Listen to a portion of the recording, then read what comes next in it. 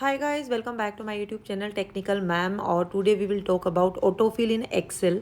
तो मैंने यहाँ पे लिखा है जनवरी, और जब मैं इसको ड्रैग करती हूँ नीचे तक तो आप ये देखेंगे ऑटोमेटिकली ये फैब मार्च मतलब दिसंबर तक ये ले लेगा। मतलब ये इतना स्मार्ट है कि ऑटोमेटिकली समझ जाएगा कि हमें क्या फिल करना है। जैसे अभी मैंने डे लिखा है यहाँ पे, जैसे मैं लिख देती हूँ मंडे। तो मंडे में आप देखेंगे कि जैसे ही मैं इसको ड्रैग करती हूँ नीचे की ओर तो ये पूरा ले लेगा। संडे के बाद में भी ऑटोमेटिकली वापस मंडे से ये रिपीट कर देगा। देन इसके बाद में मैं यहाँ पे जैसे जैन लिखती हूँ शॉर्ट फॉर्म में, तो मैं देखती हूँ ये कैसे लेता है। तो ये शॉर्ट में ही सारे ले लेगा दिसंबर तक। जैसे वो ऑटोमेटिकली समझ जाएगा कि मुझे कैसे चाहिए। लाइक मैंने मंडे है वो शॉर्ट फॉर्म में लिखा, तो मंडे भी ऑटोमेटिकली वो ले लेगा। तो मैंने जिसको ड्रैग किया तो ये ऑटोमेटिकली यहाँ पे ले लेगा। उसके बाद में जैसे मैंने यहाँ पे 1 टाइप किया, अभी 1 से मैं डायरेक्ट ड्रैग करूँगी तो 1 ही लेगा, बिकॉज मैंने और कुछ नहीं किया है। देन उसके बाद में मैंने 1 2 लिखा, अभी 2 को मैं वापस से ड्रैग करूँगी और यहाँ पे ड्रैग करते हुए जाऊँगी तो ये सबको 1 कर देगा ऑटोमेटिकली, बिकॉज मैंने इसको कुछ इंस्ट्रक्शन नहीं दिया। अभी मैं 2 के साथ करूँगी तो 2 2 ऐड कर देगा। तो अभी मुझे 1 2 3 4 ऐसा चाहिए, तो मैं क्या करूँगी, यहाँ पे 1 लिखूँगी, देन 2 लिखूँगी। अब दोनों को मैं सेलेक्ट करूँगी पहले और देन मैं उसको ड्रैग करूँगी, तो ये ऑटोमेटिकली है वो पूरा काउंटिंग ले लेगा। तो इस तरह से हम ऑटो फिल कर सकते हैं इसमें एक्सेल में। सो नेक्स्ट इज़ जो इंसर्ट और एडिट कमेंट कैसे करते हैं। जैसे मैंने एक टेबल ले ली है और हमें जैसे बहुत सारे डेटा है और हमें पता नहीं है कि कौन सी ईमेल आईडी अभी इनएक्टिव हो गई है, तो हम कैसे पता चलेगा। तो हम उस पर मेल भेजते जाए और हमें कोई रिप्लाई नहीं मिले, तो यहाँ पे राइट क्लिक करके यहाँ पे इंसर्ट कमेंट का ऑप्शन आता है। वहाँ पे आप कुछ भी कमेंट लिख सकते हैं। लाइक मैंने जैसे लिखा कि ये मेल आईडी काम नहीं कर रही है, इट्स नॉट वर्किंग, या the mail ID is not working, ऐसे भी आप लिख सकते हैं। तो इस तरह से आप इंसर्ट कर सकते हैं। आप चाहो तो इसको थोड़ा एडजस्ट कर सकते हैं अकॉर्डिंग टू साइज़। और मैंने कोई यूज़र का नेम है यहाँ पे लिख सकते हैं, और आपको पता रहेगा कि ये क्या स्टेटस है इसका। और अगर आप चाहे तो फ्यूचर में फिर अगर ये हट गया है, मेल आईडी एक्टिव हो गई है या कुछ भी, तो आप इसको एडिट भी कर सकते हैं, डिलीट भी कर सकते हैं।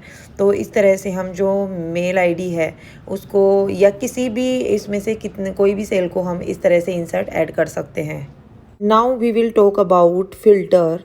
जो टेबल है, तो टेबल में फ़िल्टर कैसे लगाते हैं। तो यहाँ पे ऊपर डेटा टैब में जाके यहाँ पे फ़िल्टर का ऑप्शन आता है, तो ये लग जाएगा फ़िल्टर। और अगर आप शॉर्ट की में लगाना चाहते हैं तो Ctrl+Shift+L दबाएंगे साथ में, तो ये फ़िल्टर लग जाएगा। अभी मैंने जेंडर में यहाँ पे फ़िल्टर लगाया। देखिए यहाँ पे मेल पे ये जो चेक बॉक्स है यहाँ पे एम पे मैंने टिक किया तो एम वाला आ जाएगा, और इसका पूरा डिटेल आपको दिख जाएगी। क्योंकि बहुत सारा डेटा होता है तो हम उसको कैसा फ़िल्टर करते हैं। और अगर मैंने यहाँ पे क्लियर फ़िल्टर कर दिया मतलब सब हट जाएगा। अगर फ़ीमेल वाले पे टिक किया तो फ़ीमेल वाला आ जाएगा। तो इस तरह से आप यहाँ पे फ़िल्टर कर सकते हैं। और जैसे जेंडर है, जेंडर में मैंने यहाँ पे लगा दिया कि क्लियर फ़िल्टर किया तो मेल और फीमेल दोनों यहाँ पे दिख जाएगा। देन इसके बाद में जैसे अगर आप यहाँ पे करते हैं, जैसे इसको आपने सेलेक्ट किया और सेलेक्ट करने के बाद में जैसे यहाँ पे एक हाउस है, हाउस में भी आप कर सकते हैं। तो हाउस में जैसे मैंने पहले ले लिया है, वायु पे क्लिक किया है, या देखो तो वायु का आ गया ओनली। तो इस तरह से आप ये कर सकते हैं। क्लियर फ़िल्टर करेंगे तो सब आ जाएगा। देन अगर आपने ये देखिए अग्नि का आ गया, देन ऐसे इस तरह से आप इसको फ़िल्टर कर सकते हैं।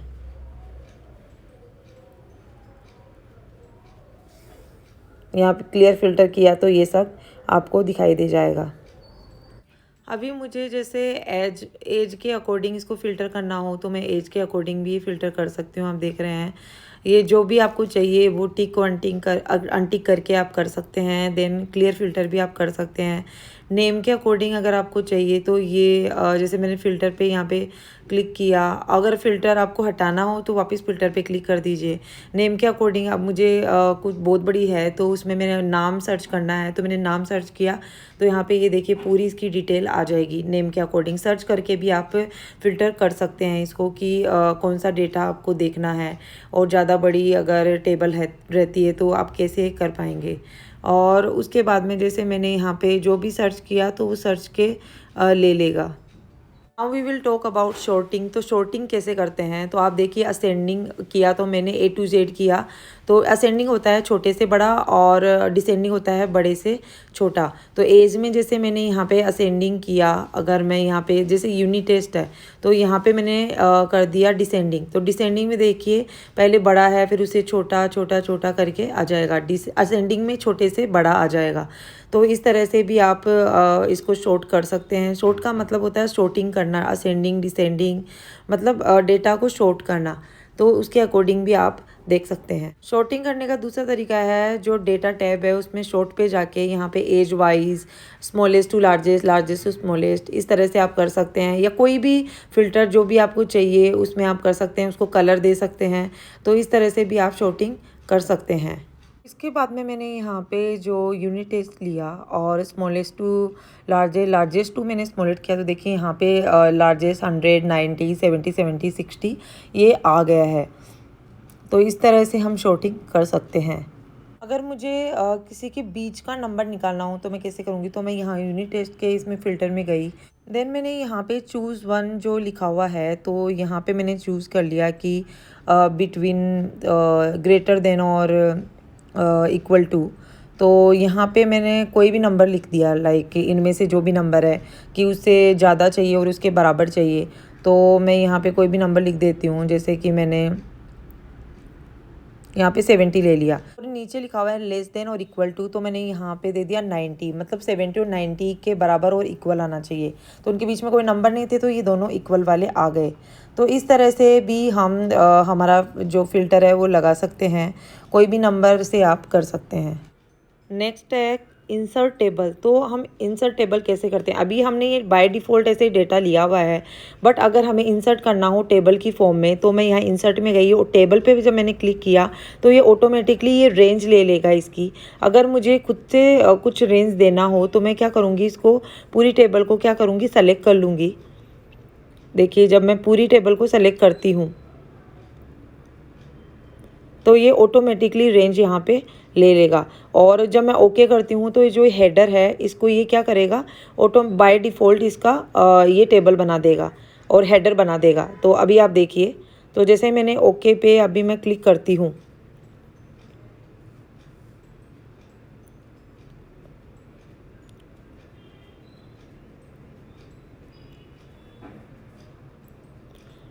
तो ये बाय डिफ़ॉल्ट ये पूरा टेबल की फॉर्म में आ जाएगा और फिल्टर्स ऑटोमेटिकली लग जाएंगे। और यहाँ पे आप देखेंगे टेबल का जैसे ही ये हुआ इसके ऊपर ये जो टेबल है वो अलग अलग डिज़ाइन में यहाँ पे आ गए। तो ये आप अलग अलग जाके फॉर्मेट जो भी आपको चाहिए वो आप सेलेक्ट कर सकते हैं।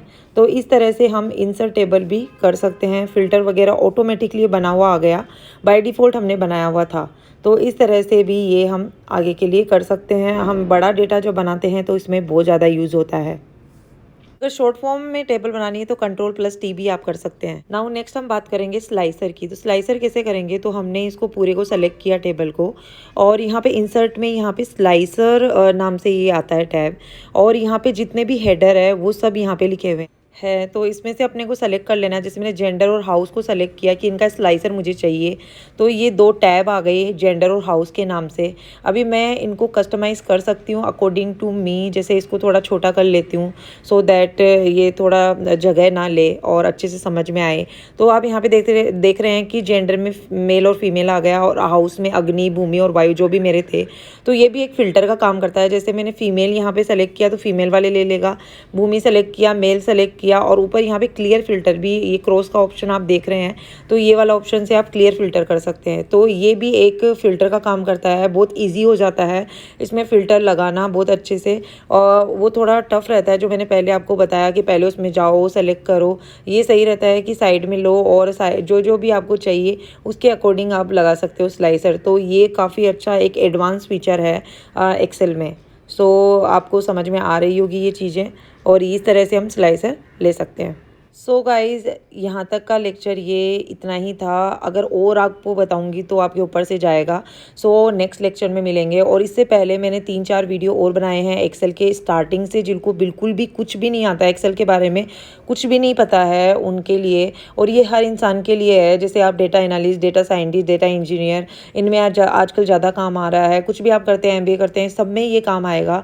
तो ये आप देख सकते हैं। और एक्सेल हर पूरी लाइफ टाइम काम आता है। इंडस्ट्री बेस्ड मैं आपको एक्सेल सिखा रही हूँ। तो ये मेरा बिगिनर का वीडियो है। So guys, if you did not subscribe my channel, please subscribe, like and share. Thank you so much. Bye bye.